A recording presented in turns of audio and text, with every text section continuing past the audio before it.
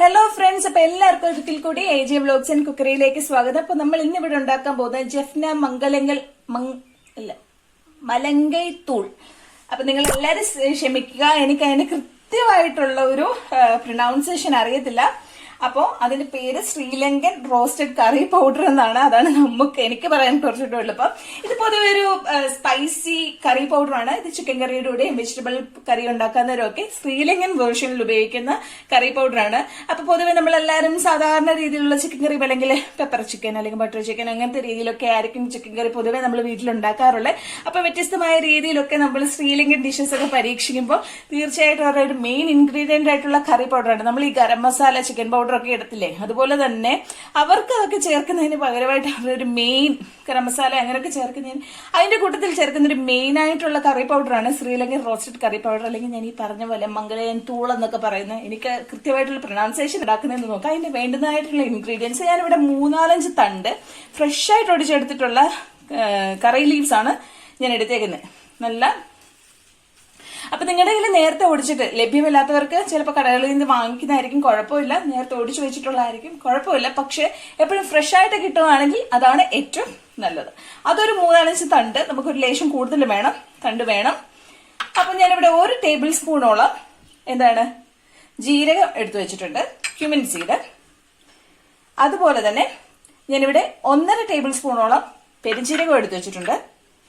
2 table സ്പൂണോളം black pepper എടുത്ത് വെച്ചിട്ടുണ്ട്, കുരുമുളക് എടുത്ത് വെച്ചിട്ടുണ്ട്.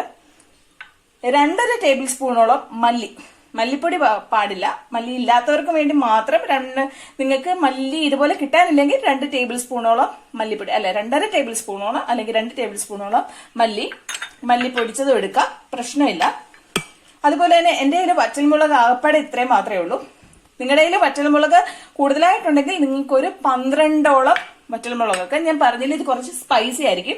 അപ്പോൾ എന്റെ കയ്യിൽ അത്രയും മാത്രം ഉള്ളതുകൊണ്ട് ഞാനൊരു 2 ടേബിൾ സ്പൂണോളം മുളക് പൊടി, കാശ്മീരി മുളക് പൊടി എടുക്കരുത്, മുളക് പൊടി, നല്ല എരിവുള്ള മുളക് പൊടി 2 ടേബിൾ സ്പൂണോളം ഞാൻ എടുത്തു വെച്ചിട്ടുണ്ട്. ഇപ്പോഴും ഞാൻ പറയട്ടെ, ഇത് കുറച്ച് സ്പൈസി ആയിരിക്കും, എന്നാലും ഉഗ്രൻ ടേസ്റ്റി ആയിരിക്കും കേട്ടോ.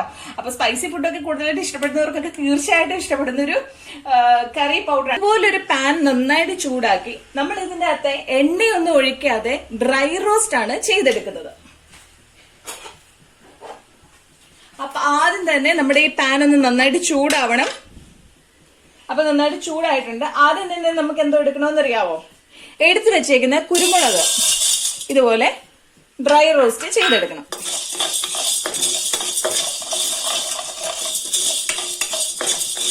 തീ ഒരു മീഡിയം ഫ്ലെയിമിൽ ഇട്ടോ കേട്ടോ, ഇല്ലെങ്കിൽ പെട്ടെന്ന് തീ കയറും, കരിഞ്ഞു പോകാനുള്ള സാധ്യത കൂടുതലാണ്. എല്ലാം വറുത്തെടുക്കുമ്പോൾ അതുപോലെ മീഡിയം ഫ്ലെയിമിൽ ഇട്ട് ഡ്രൈ റോസ്റ്റ് ചെയ്തെടുക്കണം. അപ്പൊ നമ്മള് പെപ്പർ ഇത് നമ്മൾ ചൂടാക്കി എടുത്തു. ഇനി നമ്മൾ എടുത്തു വെക്കുന്നത് മല്ലി.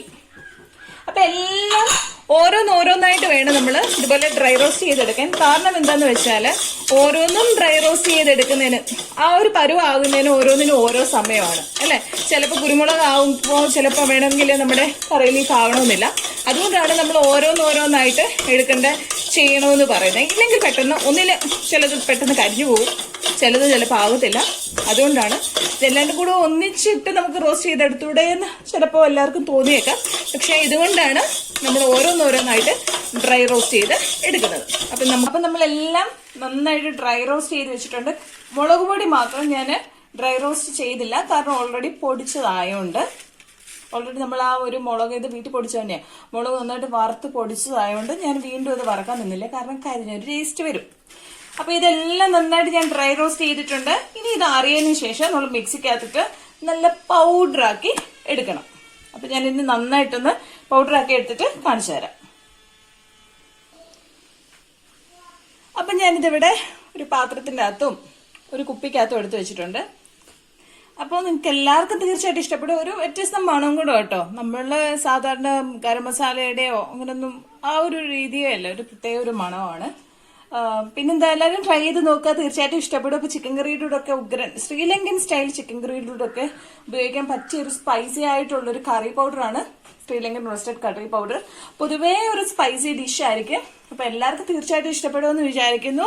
അപ്പൊ തീർച്ചയായിട്ടും ട്രൈ ചെയ്ത് നോക്കുക. ഞാനിപ്പോ നെക്സ്റ്റ് വീഡിയോയില് ഒരു ശ്രീലങ്കൻ സ്റ്റൈൽ ചിക്കൻ കറി ഞാനാണ് ചെയ്ത് കാണിച്ചു തരാം. ഞങ്ങളുടെ ജിത്തുട്ടിന്റെ ഒരു സ്പെഷ്യൽ ഇതാണ്, റിക്വസ്റ്റ് ആണത്. നീ അതുപോലെ ഒന്ന് ചെയ്യണം. അപ്പോൾ നല്ല ടേസ്റ്റ് ആണ് ശ്രീലങ്കൻ സ്റ്റൈൽ ചിക്കൻ കറി. അപ്പോൾ ജിത്തുട്ടൻ എനിക്ക് പറഞ്ഞു തന്നതാണ്. അപ്പോൾ നമുക്കപ്പോൾ നെക്സ്റ്റ് വീഡിയോയിൽ കൂടി അത് നമുക്ക് ചെയ്ത് ഞാൻ കാണിച്ചു തരാം. അപ്പൊ തീർച്ചയായിട്ടും എല്ലാവരും ട്രൈ ചെയ്ത് നോക്കുക, നിങ്ങൾക്ക് എല്ലാവർക്കും ഇഷ്ടപ്പെടും. അപ്പോൾ ഇത് തീർച്ചയായിട്ടും നാളെ തന്നെ, ഇന്ന് തന്നെ ഉണ്ടാക്കി വെക്കുക. നമുക്ക് നാളെ ശ്രീലങ്കൻ സ്റ്റൈൽ ഒരു ചിക്കൻ കറി ഉണ്ടാക്കിക്കളയാം. അപ്പൊ തീർച്ചയായിട്ടും എല്ലാവരും ട്രൈ ചെയ്ത് നോക്കുക. അപ്പൊ നെക്സ്റ്റ് വീഡിയോ കൂടെ കാണാം. സബ്സ്ക്രൈബ് ചെയ്യാനൊക്കെ സബ്സ്ക്രൈബ് ചെയ്യണം കേട്ടോ. പിന്നെ ഇഷ്ടപ്പെട്ടാൽ ലൈക്ക് ചെയ്യുക, കമന്റ് പറയുക, പിന്നെന്താ ഷെയർ ചെയ്യുക. വേറെ വിശേഷങ്ങളായിട്ടൊന്നുമില്ല, സന്തോഷമായിട്ടിരിക്കുന്നു. അപ്പൊ അടുത്ത നല്ല ഉഗ്രൻ ശ്രീലങ്കൻ സ്റ്റൈൽ ചിക്കൻ കറിയുമായിട്ട് വരാം. ടാറ്റാ.